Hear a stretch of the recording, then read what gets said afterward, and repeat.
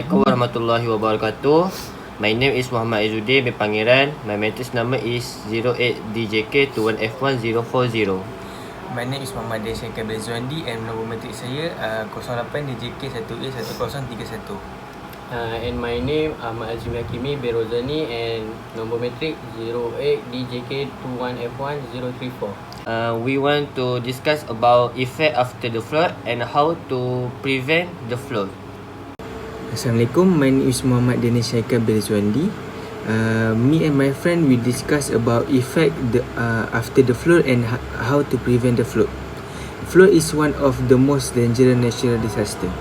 It will happen when excessive water is collected in any area. It usually happens due to heavy rainfall. India is highly prone to the flood. There are many regions in the country that face the natural disaster because of the overflowing of rivers. Moreover, it will also happen because of the melting of snow. Another reason for flood is when the dam is break down. If we look at the coastal areas, the hurricanes and tsunamis are held responsible for causing a flood. In the ocean, on flood, we will see the prevention and after effect of flood. In another word, whatever the cause may be is equally dangerous. It has a lot of harmful consequences. Flood damage the living condition and it take a lot of time to recovery from the disaster. Therefore, the consequence of flood must be known and steps must be taken to prevent. My first point about after effect of flood is floods interrupt with the day-to-day functioning of the effect area. The severe flood sometimes cause mass destruction. A lot of people and animals lose their life due to flood. Several others are injured. Flood also bring a rise in disease. The stagnant water attract mosquitoes, causing malaria, dengue, and more illness. Furthermore, people face power cuts due to the danger of electrocution. They also have a face expensive pricing, as the supply of food and goods get limited. The price naturally grow higher. This creates a big problem for the common man. This is it for me. Thank you. Next, I will continue the Danish point. It is effect after the floods. Most the whole country face economic loss. The resources need to rescue people and tackle this disaster demands a hefty amount. Plus the citizens lost their houses and cars which they worked all their life for. Subsequently, floods also hamper the environment. It causes soil erosion and this degrades the quality of the soil. We lose out on fertile soil. Similarly, floods also damage flora and fauna. They damage crops and displace trees. Thus, the measures should be taken to avoid these grave consequences.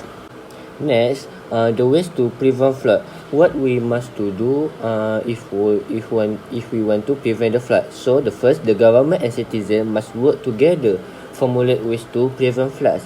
Proper awareness must be spread about the steps to when floods occur.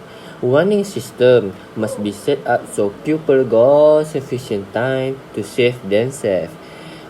In addition, areas that are more likely to have floods must have tall buildings above the flood level. In short, we cannot prevent natural causes like rain and the melting of glaciers. However, we can stop the man-made cause like breaking of dams, poor drainage system, installing warning system, and more. We should take inspiration from countries like Singapore that never experienced floods despite having heavy rainfall for the most time of the year. So, we must work together to address the issue of floods in Malaysia in order to prevent injuries the whole community and ensure that our country is always in harmony and safe, and we can live happily. Thank you. Okay, today I will tell you about how to prevent flood. Firstly, the government and citizens must work together to formulate ways to prevent flood. Proper awareness must be spread about the steps to take when flood occur. Warning system must be set up so people get sufficient time to save themselves. In addition, areas that are more likely to have flood must have tall buildings above the flood level. Further, there should be an efficient system for storing excessive water due to rain. This will prevent the overflowing of water. One of the most important steps is to strengthen the drainage system. This can avoid waterlogging, which will prevent flood. Other than that, dams must be constructed strongly. The use of cheap material can cause dams to break. The government must ensure there is a quality building of dams to prevent flood. In short, we cannot prevent natural causes like rain and the melting of glaciers. However, we can stop the man-made causes like breaking of dam and poor drainage system. We should take inspiration from countries like Singapore that never experience flood despite having heavy rainfall for most time of the year. That's all from me. Thank you.